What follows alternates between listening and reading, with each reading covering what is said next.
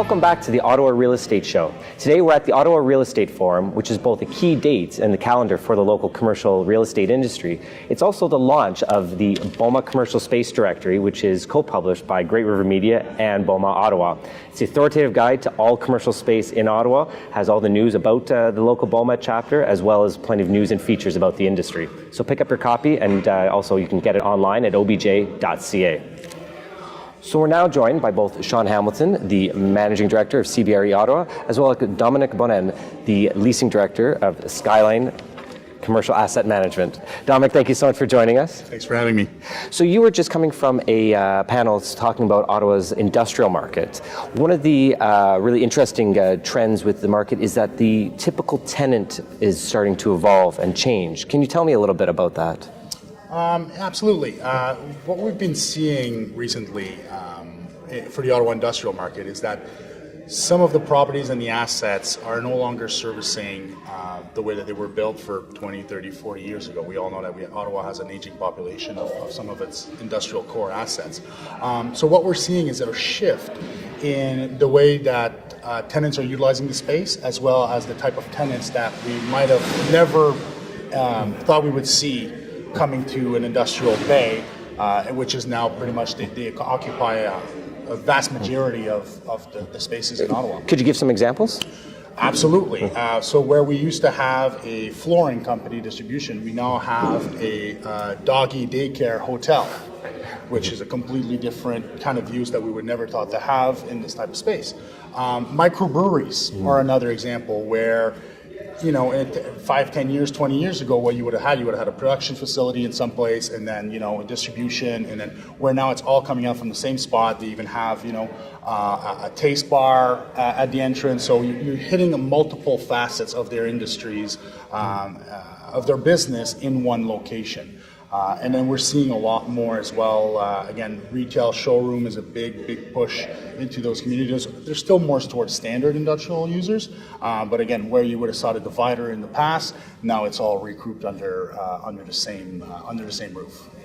You know, we're seeing the gymnastics companies, we're seeing those alternative users come in. And just to give you an idea of how things have changed, 15, 20 years ago, I remember I had a listing on an industrial building in the east end of the city, and a beach volleyball company came and a go-kart company came looking to establish. And we laughed them out of the room. I mean, politely, right? But I mean, it was just, we weren't even considering those users, right? And now this day and age, certainly in Ottawa, which I would say is a local industrial real estate market, you know, they are certainly not the growth engine, but a contributing engine of growth to industrial. So it's interesting how they've gone from laughingstock, the tenants, to you know, real going concerns. So let me put it to both of you. That's really interesting to hear about this new driver of demand. How well is supply keeping up with demand? That's a great question. I think that the risk factor as an owner comes into play, to kind of echo Sean's comment, to say, well, if I'm an investor and I'm the owner of this asset, how is this going to work out? And depending on how much you know, implication they want the landlord to be in terms of financial contributions, TIs, those are the sort of things that as an owner you have to kind of look back. So in terms of how's the supply coming in, you have to be honest in terms of the quality of your product and what your product is best seen. And that's what we're seeing. We're seeing, you know, if you're a 14-foot clear, depending on what kind of uses are coming knocking at the door, it's not going to be your heavy distribution, you know, logistics company that's going to come in. It's going to be somebody more on that alternative use in space. So that's where I truly believe that is. If for the supply, I think it's a low supply. They're willing to pay the rents. They're willing to pay quasi-rental rates.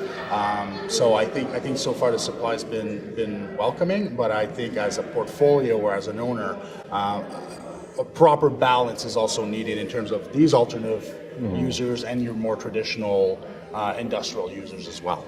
So to Dom's point, Ottawa has a supply issue, right? We have the lowest, I think, record lowest vacancy rates.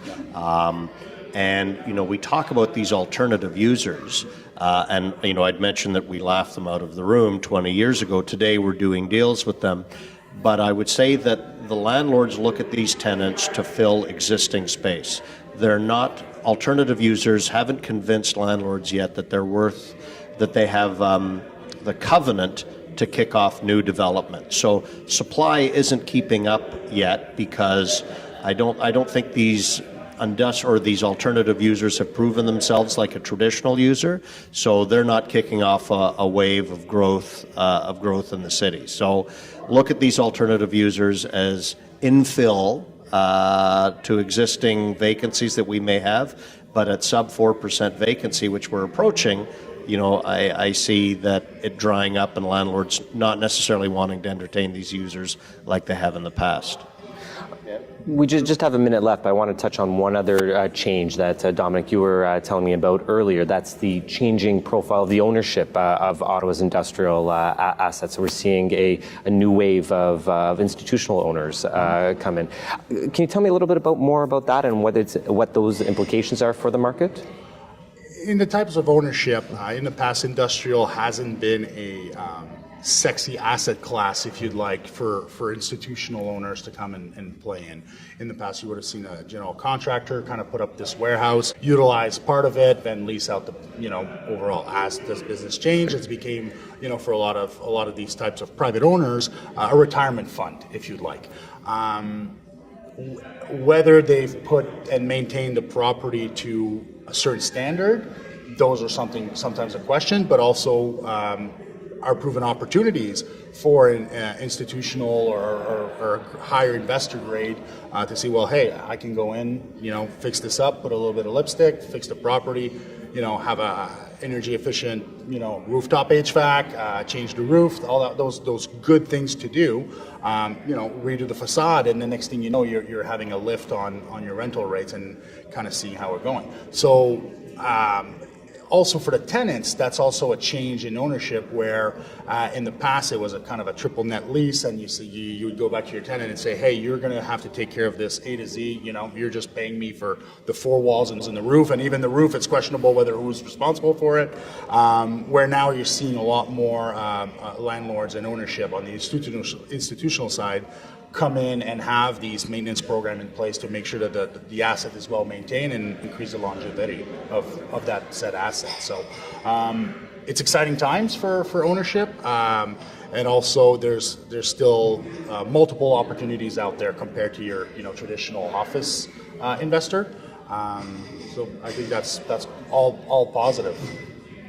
The industrial market is unique in that you do have that large owner-occupier type user / owner. So they would generally, to Dom's point, be less sophisticated and less centralized than institutional ownership. And so we've been seeing a transition as more and more local-owned businesses are divesting and institutions are buying real estate. It elevates the game. It makes a more professional offering, a better offering. Landlords can invest in their buildings. The office market went through this 20 years ago to the benefit of the office building. Now it's the industrial market's turn. The main challenge in the industrial market is the average industrial building size is 40,000 square feet. So an individual smaller building like that might not appeal to a huge or all institutions, but bundle a few together, certainly what Skyline has done, and then you get a critical mass and you can bring a